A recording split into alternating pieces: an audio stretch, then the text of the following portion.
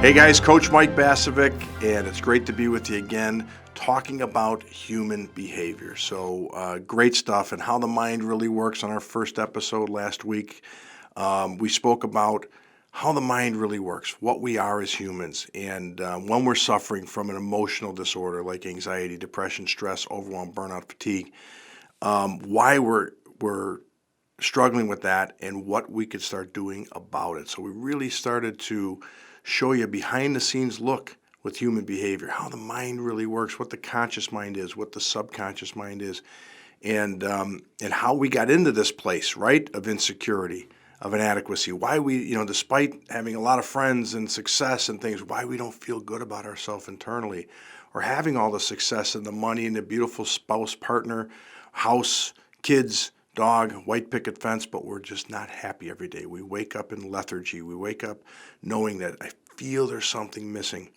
And all of that stuff, as we started to learn last week, is a program running in the mind. So, as we mentioned last week, the program that's running in the mind is a computer. It does what it's programmed to do. Think about any computer. I mentioned the DVR, but how about the laptop that's sitting on your desk? You look at the laptop, it's only going to run based on the way it's programmed. The software that is in that hard drive, it's going to run. So a Word document can't be an Excel spreadsheet. It's impossible. It's only going to run the way it's been programmed to run. And that's your mind. And we're going to talk about that this week. So how does it work? So we spoke last week about everything that we've ever experienced. And downloaded through visual imagery, through our life's experiences, through our childhood, through our neighborhood, through society, our teachers, our coaches, our friends, right? Maybe you were somebody who was bullied in school, right? And then you have this sense of insecurity, inadequacy, that you're not good enough. But everything we've ever been has been recorded, stored in the subconscious mind, in the computer. And the subconscious mind just takes that as data that you're feeding it to learn. So it learns. And then when you add powerful emotions to it, that's doing most of the training, right? We mentioned last week that when you smack the dog in a newspaper for 5 straight days in the butt and yell at it, the dog's going to be afraid of you, the newspaper, in the room. So your mind is doing nothing more than learning from you. But another thing about the subconscious mind that I didn't mention last week, the subconscious mind doesn't have an opinion. It doesn't have judgment, doesn't have bias. It doesn't look at emotions as good and bad, positive, negative, and neither do we. We'll talk about that on a future episode. We don't look at emotions as positive, negative, good, bad. And neither does the subconscious mind. The subconscious mind is taking a directive from you. It is learning from you. And if you give it a lot of fear, a lot of worry, a lot of discontent, a lot of sadness, a lot of overwhelm, it is literally going to create that environment for you. It is learning so it could give it back to you. And that's what we're going to talk about today. So how does the mind give it back to us? The mind gives it back to us by communicating to us. So the mind, let's talk about a little bit more about what the mind is as we go through this process. But the mind is literally everything. If you look at your body, everybody thinks the mind is the brain. The brain is the switching station, right? That holds all of the data, right? And communicates with the body. But the mind is really everything we are. It's our emotions, it's our thoughts, it's our essentially our actions, but it's also the body. The body is one big communication device. If you look at somebody who's struggling emotionally, they're probably struggling in one way, shape, or form physically. Maybe they have back pain. Maybe they have stomach issues, right? That's a big one for people that are holding on to anxiety and fear. We had a wonderful client, Sean, who came into our program about 4 years ago, and she was really struggling. And we'll probably get her on one of our episodes so she could share her story. And her story, there's a video on our website. It's really remarkable because in the video we have the before pictures of Sean when she came into the program. So Sean was a young professional, 46, 47 years old, going through a tough relationship, divorce, and 2 kids. And but for 5, 6, 7 years, maybe even more, maybe 10, 15 years, she was struggling emotionally, a lot of anxiety, a lot of chaos, a lot of fears, a lot of insecurities. And her body was responding to that. And she started to lose weight. She developed an autoimmune disease, turned into Crohn's disease, and she was taking a cocktail of medications every day. She was a thin woman, 5'7", 100 pounds, 30 pounds, 28 pounds to be exact, under her ideal weight. And for 5 years, the doctor's trying to medicate her, trying to get her to eat. She couldn't eat. If she ate, she couldn't gain weight. Her body was completely unhealthy. So Sean came to us. In fact, I did her breakthrough call. When she contacted us to set up a call, I did her breakthrough call. And I remember telling her, I said, Sean, if I take you as a client, we're going to get rid of the anxiety. We're going to get rid of the overwhelm, the stress, the sadness, the inadequacy, everything that's going on internally. We're going to get you through that for sure. And I said your body should respond. I'm not going to make the claim, okay, because I didn't know her. I'm not a medical doctor, but I didn't want to make the claim that her body would respond. But I felt it probably would, and I said it should, but I guarantee you you're not going to wake up with emotion like anxiety and panic attacks and things. And she said to me, even if you can get me 10, 15% healthier, my kids are counting on me, and I'm dying, and I can't do that. So she came in and did the work, and Sean was a pretty extreme case, so it took her probably about 12 to 14 weeks to start feeling better emotionally. She was going through a divorce, and it was right in the middle of it, right in the beginning of it. So she was literally an emotional mess, and she would come crying on all of our coaching calls every week, and we laugh about it now because Sean's still part of our community. And she started getting better and better and better, and she started to like have an appetite again. I said, well, Sean, what do you like? And I remember what she told me. She says, in this little shout out to P.F. Chang's, she said, I love orange chicken from P.F. Chang's and I love Snickers. I said, start eating them. And she's better mentally, better emotionally. Well, she started eating, she started gaining weight. I'd get messages every week. I'm up 5 pounds. I'm up 3 pounds. Now, she had tried to gain the weight back for 5 to 6 years. She was literally dying. And then she started gaining weight. She was pretty soon at her healthy weight, still dealing with the autoimmune disease, still taking chemo for the Crohn's, all these things. And now, but she was feeling amazing after about 2-3 months, and she was at her ideal weight. And she came to our live event about four months later.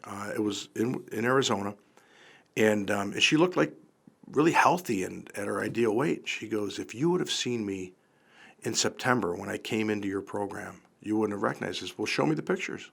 And she showed me these 2 pictures, and she looked one step away from death. She was that thin, that gaunt. She looked like a skeleton. And now she was glowing. She was really looking good, and she was really healthy. And I said, can I have those 2 pictures? And she filmed a little bit of a testimonial, and we put the before pictures on there. And now flash forward. So Sean's goals were to get off all chemo. And within the next few months, the Crohn's went into remission. And she showed me a letter from her doctor and said, we don't know how this happened, okay, because you've been under the same program now, the same medicines and treatment now for months. We don't understand why it's going into remission. And you're at your healthy weight. We're sort of baffled. And she knew what it was. She knew that by going through the program and fixing her mind and getting rid of the emotional discontent, because that's what's driving the body, that her body started to respond. And that's what the mind is, guys. It's one big communication center. The mind controls the body. If you've ever been startled and then you have this physical sensation in your stomach, right? That's how the mind works. It's all one big communication device. So when you're struggling emotionally, you're sending signals to every receptor in your body, cells, atoms, molecules, that this is an area of discontent. So as your cells regenerate, as they come in, they're coming into an unhealthy environment. So they're healthy cells regenerating into an unhealthy environment. What Sean did, she created a healthy environment mentally, emotionally, and then the physical part of it caught up. So now you flash forward 4 years, Sean is glowing. She is absolutely radiant with health. All of her physical issues are gone. She's the ideal weight. She's happy. She's content. She's successful. She's peaceful. And that's how powerful our mind is, guys. It is a computer, and it is one big communication device with the body. So if you're suffering from, as I mentioned, back pain, stomach issues, your body's breaking down, we say, well, it's because I was a gymnast when I was a kid, or I played a lot of sports. Well, there's a lot of people that played a lot of sports who are happy mentally and emotionally, who aren't in that place, that are feeling great.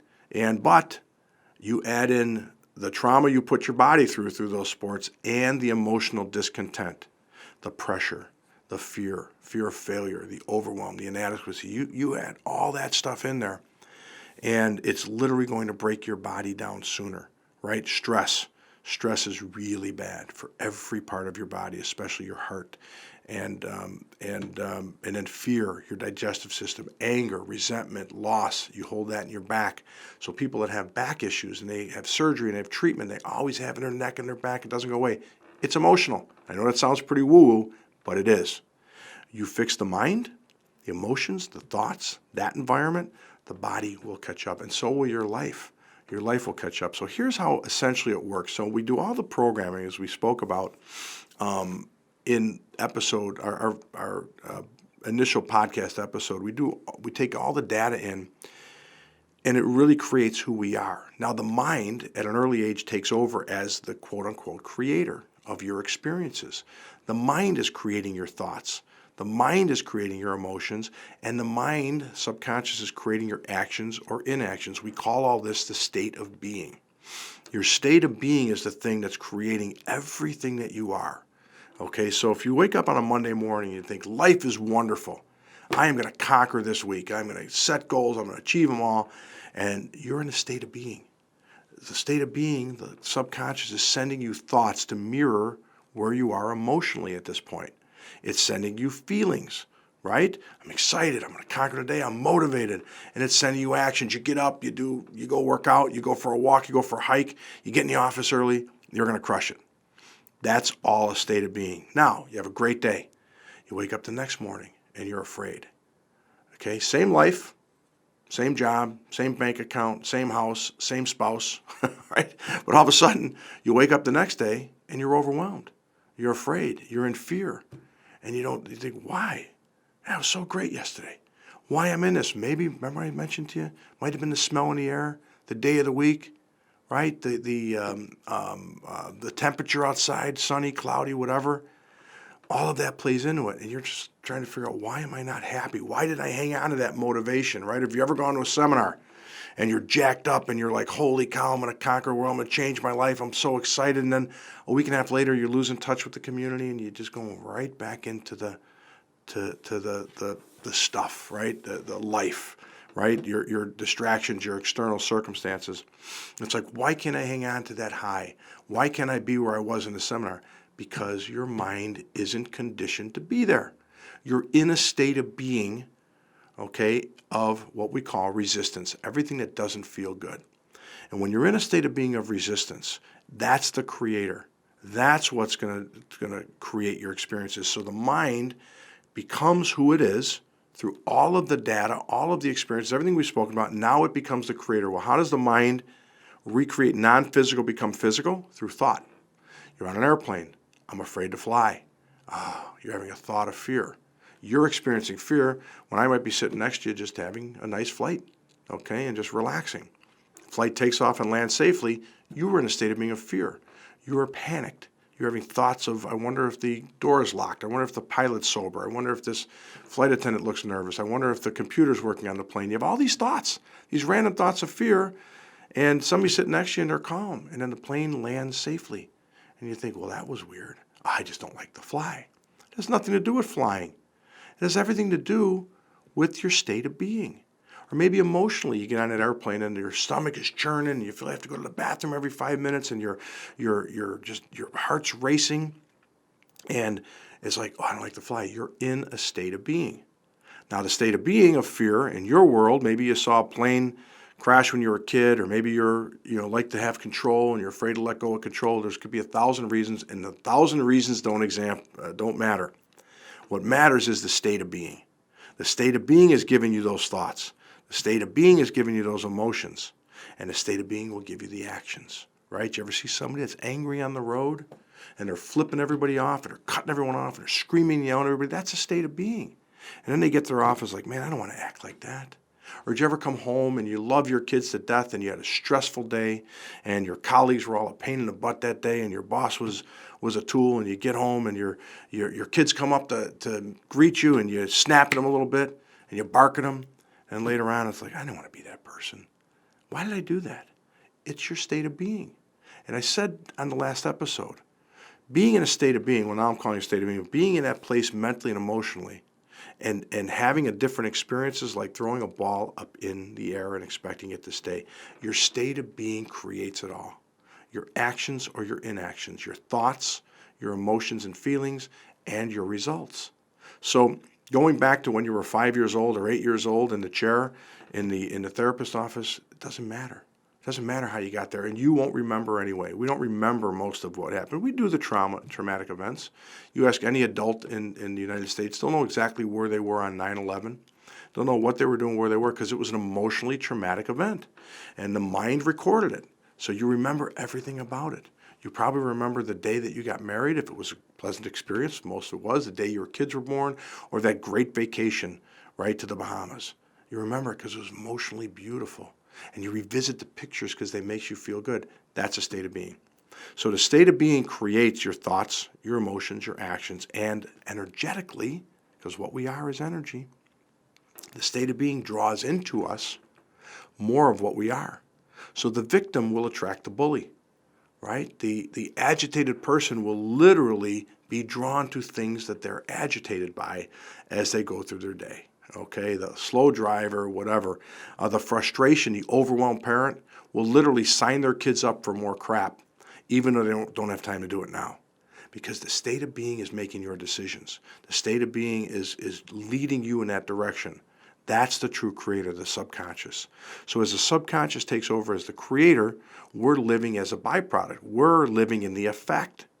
And the effect is the life that we're living, the relationships we have, the experiences we have, the bank account we have, the interactions we have, where our mind is drawn to. If you're addicted to the news every day and you're addicted to the drama, you're in that state of being, probably of pessimism, aggravation, whatever it is. And you say, well, I need to be informed. But then you find yourself miserable every day. You're literally drawn to that stuff to make you miserable every day. So everything that you're experiencing in your life, thoughts, words, beliefs, memories, feelings, emotions, experiences, that's all the effect. The cause is the mind. The cause is the internal. And that's what takes over as the creator. So when people are trying to put out fires in their life, they're trying to fix the relationship that's broken, they're trying to become happier by going for walks and doing yoga and breathing. And all those things are wonderful. Breathing, walking, yoga, all great stuff. Exercise. They say, well, I exercise to de-stress. Well, it's great. When you're exercising, you'll probably de-stress. But guess what? Stress is like, okay, you go exercise. I'll see you in a couple hours. I'll be here because that's what you've trained me to do. And I'm an obedient servant. I will do whatever you've trained me to do. So when you exercise, you're out of that place. As soon as you walk back into the environment, you're back in it. So the only way to fix it is by going to the cause. The cause is the mind. The cause is the state of being. And when we go there, then the effect starts to catch up. So we've had people like Sean. Look at her. I mean, entirely new life, entirely new body. Everything is different. She's the picture of health. And if you ever go over to our website and you see her video, you'll see what she looked like 3 minutes in. And it literally is, your jaw will drop. When I saw the pictures after I met her, I couldn't believe. But that's the effect, catching up to the cause. She didn't focus on the problem anymore.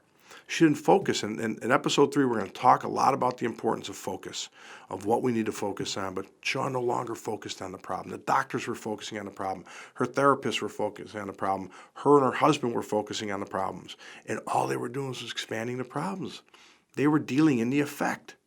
Sean went to the cause when she got into the program. She went to the cause, and we did the work there. And I said, Sean, it's going to take a little while, but the effect will catch up. The outer world will catch up. That's why failures become successes, because they fix what's going on inside. I experienced it. My life was a complete shit show, 20 years ago, 17 years ago. And I didn't focus on my life because that's all I did up to that point, was trying to solve problems, right? I was a beast at exercise and meditation and all these things that I was told to do. And all those things are just distractions. Right? And we talk further on, when we go further on in the series, we're going to talk about prescription drugs, okay, and how we're handing these things out, how doctors are handing these things out at alarming rates, giving 15-year-old kids Ativan and Klonopin and all this stuff. These are dangerous. Prozac. These are drugs. The same parent that won't let their kid drink alcohol at 15 is allowing a doctor to give them a prescription drug that changes their state, changes their mind. Doesn't solve the problem. Stop taking the Prozac, you'll feel like you did, but we're numbing these kids out, or we're juicing them up so they can get through the day. And whether you're taking Prozac, Ativan, Klonopin, any prescription drug, or alcohol, or marijuana, or a street drug, if you're taking something to change the way you feel every day, you're self-medicating, and that's dealing in the effect. You've got to go to the cause. You've got to get rid of the virus, and that's what we do. So the mind is literally creating all of those things. So what do? We have to go fix the mind. We have to get rid of the virus. We have to recondition, reshape it, remold it, and change the cause. And when we change the cause, the effect catches up. And we've had hundreds, thousands of people that come to the program, and their biggest regret, once they go through the work and they come out the other side, they're like, everybody, and I said it too when I was in my 30s, why didn't somebody teach me this stuff in school? Well, that's why I'm here. Okay, and that's why we have the anxiety-free student, because we're going to teach you.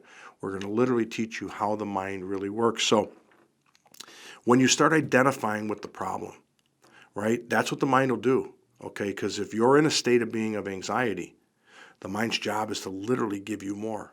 So that's why the constant thoughts that you keep pulling the thread on. I'm afraid of driving. I'm afraid of bridges. I'm afraid of flying. I'm afraid of going outside now. I'm afraid of the grocery store. I'm afraid of COVID. I'm afraid of all these things. And the more you think about it, you expand, and eventually you might get into a panic attack. Or you're taking your blood pressure. My guy Jason up in Florida, who came, or New York, upstate New York, came to our program. He took his blood pressure 8-10 times a day. And he was constantly afraid. He shared his story. Any story I'm going to share on this podcast are people that have shared this story with our community or on video. And he was taking his blood pressure 8-10 times a day. And he would just keep pulling on a thread of fear, and he was constantly in fear. Well, that's what the mind will do. It doesn't do it sadistically. It does it because it's an obedient servant. It's an employee. It's doing what you've trained it to do. So the mind is sending you all of the experiences, thoughts, words, beliefs, memories, actions, emotions, to mirror what you've trained it to be. So the only way we can focus is the mind and getting rid of the stuff, and not the effect. But if you're focusing on the effect, the blood pressure, or if you're trying to distract your way out of it, right, through alcohol, through prescription drugs, through working out, through walking, through you watch motivational videos in the morning for 10-15 minutes, great. But if you're stressed all day, you're still in that state of being. The opportunity is to go inside, shift the state of being, fix the mind, and then the outer world will catch up. But in the meantime, right, the mind will keep running the program you've trained it to run. And it won't stop until it is transformed, until it becomes something entirely new. And that's what we do. Does it happen overnight? Absolutely not. Does the external world, the effect, catch up right away? No. Okay, it takes a little time. Some folks that come into programs like, oh my God, I didn't realize how sloppy I was in my life. You know what I mean? We call it, in our program, we call it the diet for the mind, the first step. And we literally put people on a diet for the mind, and we teach them how to speak, think, what to feed. And they're like, I can't believe I was as bad as I was. Holy cow. And then what am I surrounded with? I'm surrounded with a lot of energy vampires, right? You know the energy vampires that will suck the energy right out of you through their stories. They call you up, and they're talking about their divorce, they're talking about their boss, they're talking about their spouse, they're talking about their kids, and then you hang up, and it's like, oh my God, I need a nap. They've just sucked all the life force out of me, right? You know those people, and they'll find you every day, especially if you're in emotional discontent. You're a magnet for those people. So it's never about the external, guys. It's never about finding a distraction to feel good, because now you're living in the external, and you have to do something to feel good. When your mind is conditioned and programmed to feel good, then that's what you're going to get in the way of thoughts and emotions and feelings and actions. You're going to literally become this person. No one was more stressed in life than me, okay, in 2004. Okay, I was completely overwhelmed with stress. I was a mess. Okay, but that was the catalyst. Everything that went so bad was the catalyst for all this. And I didn't go and have a lobotomy. I didn't go anywhere that they changed my brain or anything. I just retrained it, reprogrammed it, and I'm a pretty happy guy. Do I experience stress and pressure and aggravation and frustration? Sure. Those are all normal emotions. I just don't live in them anymore. I experience it. I don't swim in it. Big, big difference there.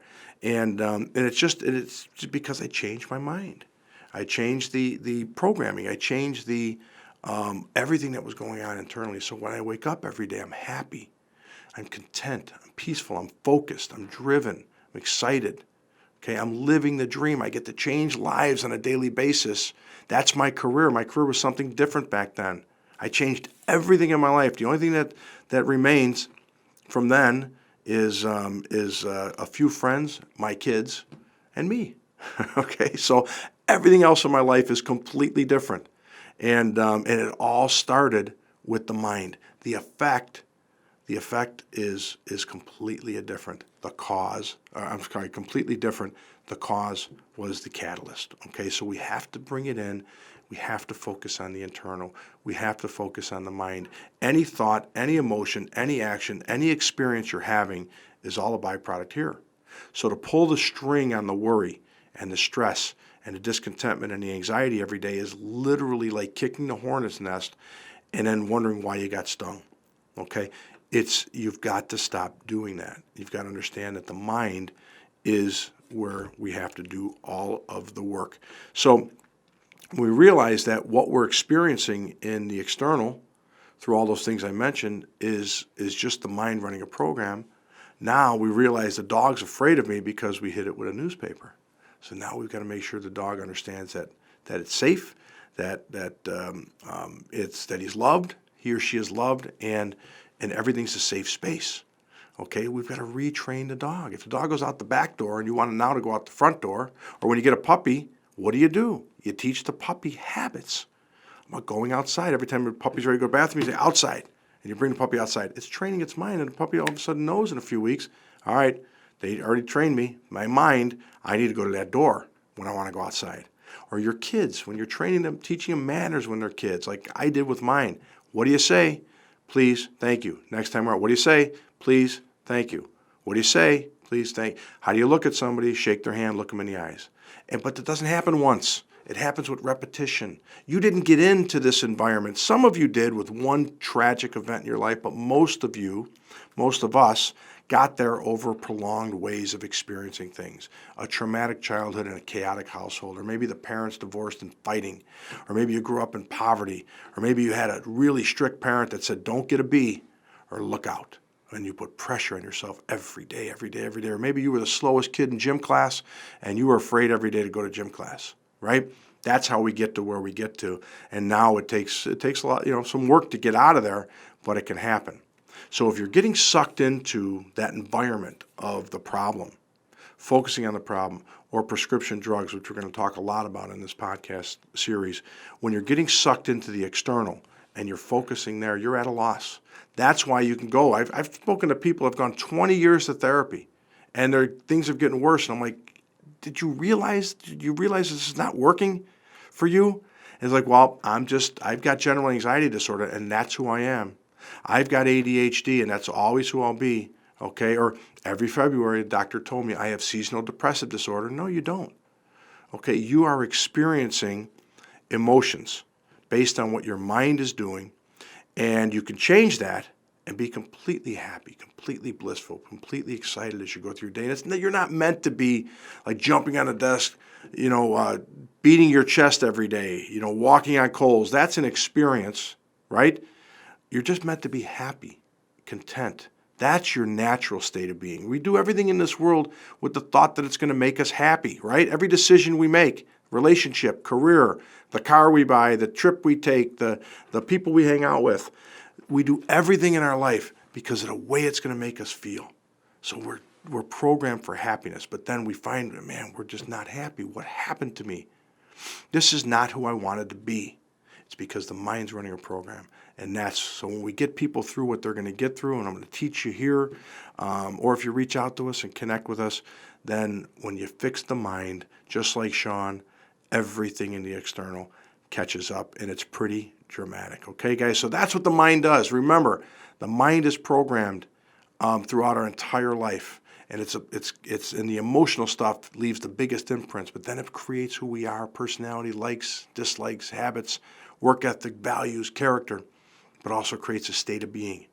And the state of being takes over as the creator. The state of being creates the thoughts, the emotions, the words, the beliefs, the actions.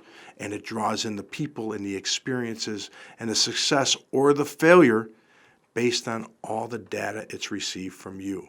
So dealing in the effect is absurd. Talking about your issues every night, every week, having a bad day at work and reaffirming it with your spouse, not going to make it happen. So you've got to focus on the cause. So that's it, guys. So we start focusing on the cause, and then the effect will catch up. All right, guys. So that's a wrap. And next time we're going to talk about the importance of focus, why it's important to learn where you're shining your flashlight of focus in this world, and the importance of focusing on the things that are important. So that's it.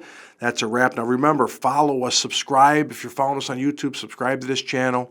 You can find us at nolimitsnation.com. Like, share, anywhere you're finding us. Tell your friends, tell your family, tell your neighbors. And again, on Facebook, you can find us at the Anxiety Free Executive. And that's it. So it's great to be with you, and I'll see you on the next episode.